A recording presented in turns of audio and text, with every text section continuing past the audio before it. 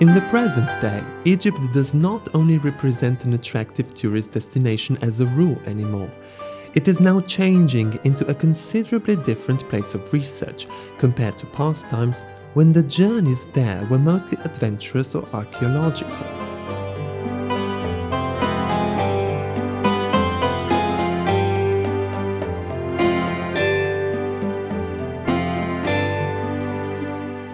The intention of the majority of spiritual travelers to Egypt today seems to be the research and insight into the very special energies and powers which are still hidden in a great number of ancient Egypt's monuments and in the symbols of this amazing African country.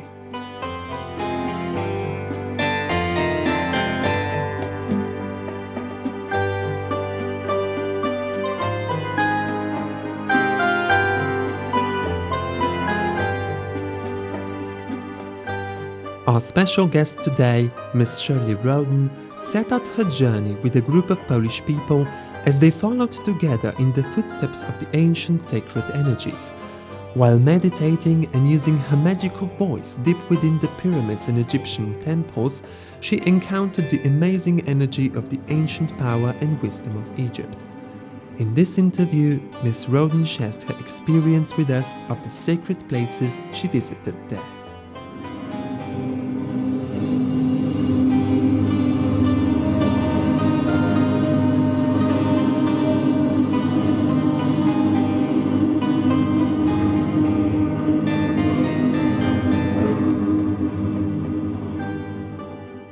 Hello. I'd like to ask you a few questions about your travels to Egypt. So if you could talk about the group, which places you visited, what temples.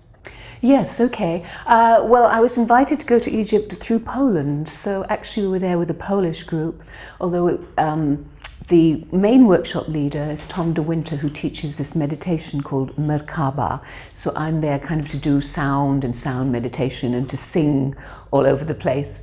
But there are some people from England that come as well, because Tom is English speaking. So the whole workshop is conducted in English and then translated into Polish. It's quite unusual. And we travel down to Cairo and Luxor. So we've been twice this year.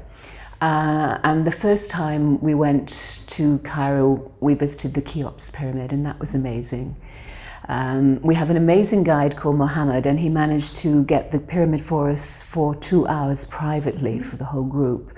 So we all went down. It's the first time I've been in a pyramid, and I thought there'd be little steps going down, but it's just this steep wooden walkway going down, and you're sort of crouching down. And we did a sound meditation in the lower chamber. It was really amazing to be in the bottom of the pyramid, just our group, and Tom led us with the Merkaba meditation, and then we did the sound and chanting. And then we went up into the Queen's chamber, which is the pure feminine energy. And it's just extraordinary to be inside the pyramid. And then we went up into the top chamber, which is the King's chamber. And also I led a meditation there where we worked with breathing into our energy centers.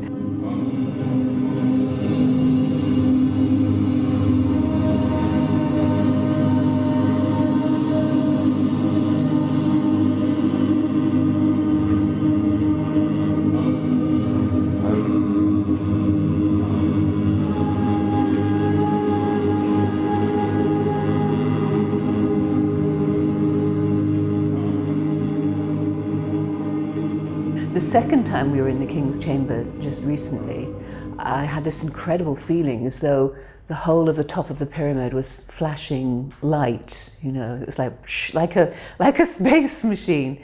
It's very, very powerful to be inside and to do sound with the group. So that was wonderful.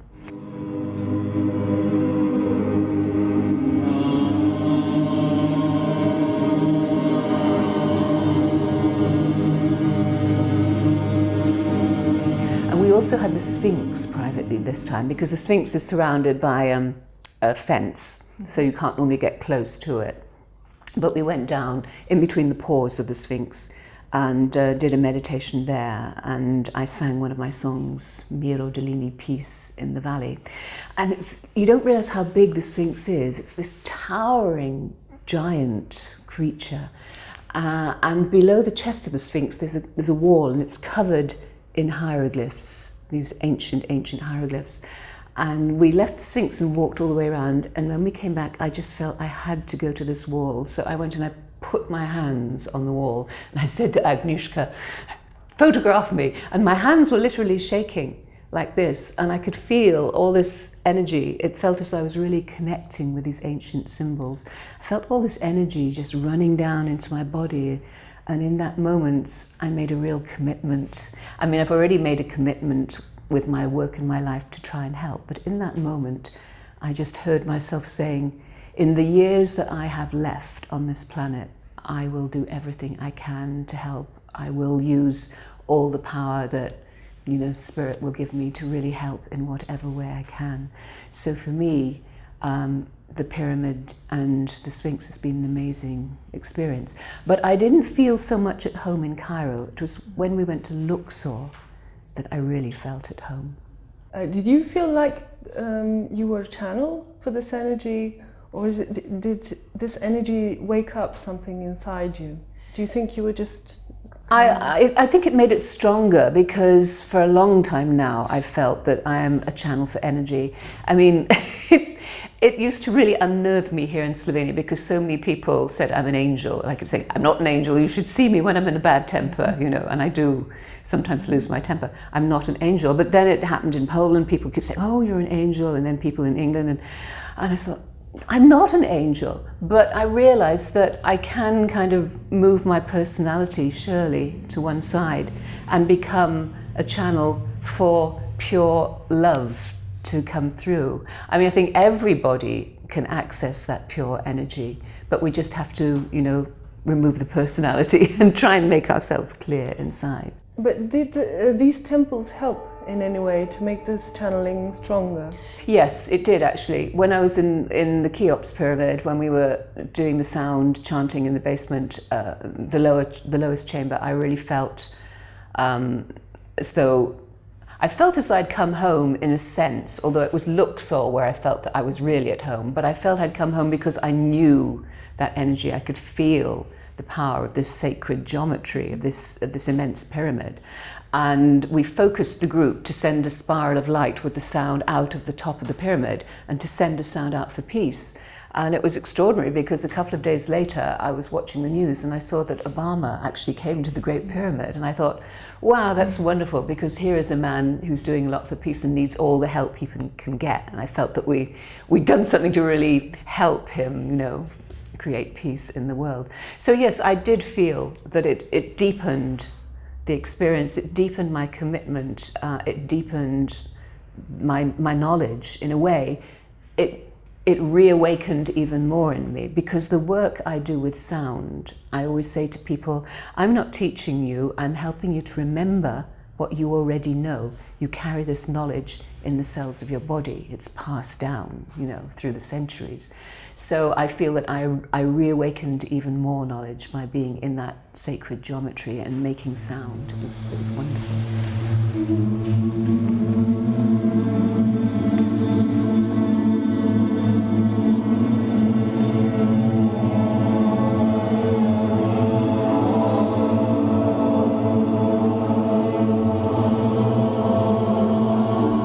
And Luxor is known for being the center or the point of light in spirituality. Could you feel it? Yeah, it was when we were driving into Luxor in the coach the first time, and it's very green there with the Nile, because there's so much, the Nile is very wide and luxurious, and it's very luxurious. And so there's a lot of grass and trees, and it's very beautiful. And then I felt as though I was coming home. And over the 2 visits, we visited 3 different sites at Luxor. There's the Hatshepsut temple, and Hatshepsut was this queen who became a king almost. She ruled. Everyone knows about Cleopatra, but not many people know the name Hatshepsut. But she actually dressed as a man, just first liberated woman, I suppose, and ruled for about 15 years, I think. And there's this incredible temple there, which has been reconstructed by a Polish architect, I think, or mainly reconstructed, with these flights of steps going up, you know, in the back of the Valley of the Kings. The Valley of the Kings is over there, and Hatshepsut's temple is here.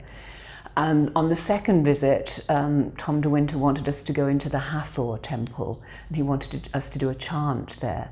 So in we went with the group, and we were chanting away, and we did the chant, which we had to do 108 times, and then he whispered in my ear, sing something high. And I have this piece that I wrote about Tunica Church here, actually in Slovenia, Spiritus Sanctus, so I was just singing very, very high, Spiritus Sanctus laudamus te. Apparently the temple guards just ran because we didn't realise we were supposed to get permission to do something like that, and my voice was beginning to echo around the whole temple and the whole valley, and it was like, oh no, you know, we're going to get into trouble with the military because you haven't got permission. But that was amazing, to sit in this ancient place. Hathor is the goddess of Venus. To sit in this ancient place which was dedicated, and to actually sing and to hear the sound echoing around the valley was amazing.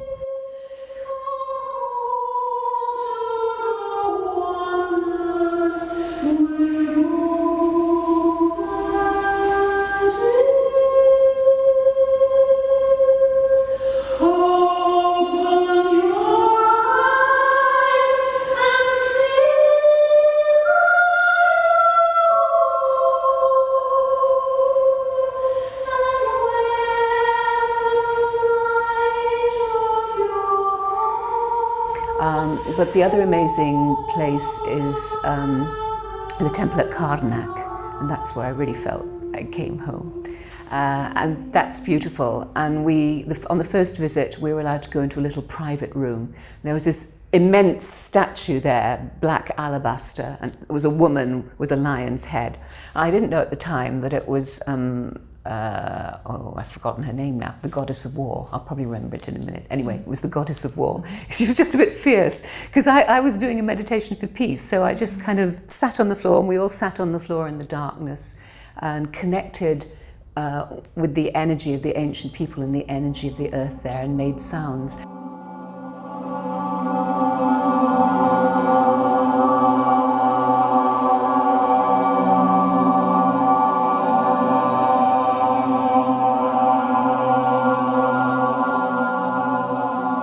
Back in the main temple in Karnak, there's the area which was apparently the temple of healing, with these huge stone pillars which go up, and they're covered in sacred signs. And as we were in this little temple, this little room, doing this private room, doing the sound meditation, I could feel we were connecting with these symbols on these pillars, and it was like, you know, yes, they were singing with us. And that was an extraordinary experience, so really beautiful. The second time we went, we were allowed, you know, because we have this amazing guide who kind of gets us in everywhere, we went into a place where the public aren't normally allowed, where they're doing an architectural dig, and we sat on the stones there, and we did a meditation there and connected with the stones. So it was really wonderful. And later that evening we went into the other temple, which is in Luxor, which is incredible at night because it's all lit up. And there's this huge hall area with big stone pillars, stone statues around it, and really extraordinary. So I absolutely love it. I don't want to leave the Karnak temple, actually. I just kept saying, can we hide somewhere and stay here overnight, you know, please, I just want to stay here and just be here on my own in the temple at night. And what did you feel exactly? What kind of vibrations? Well, I felt, the vibrations, it's just very strong, it's very powerful.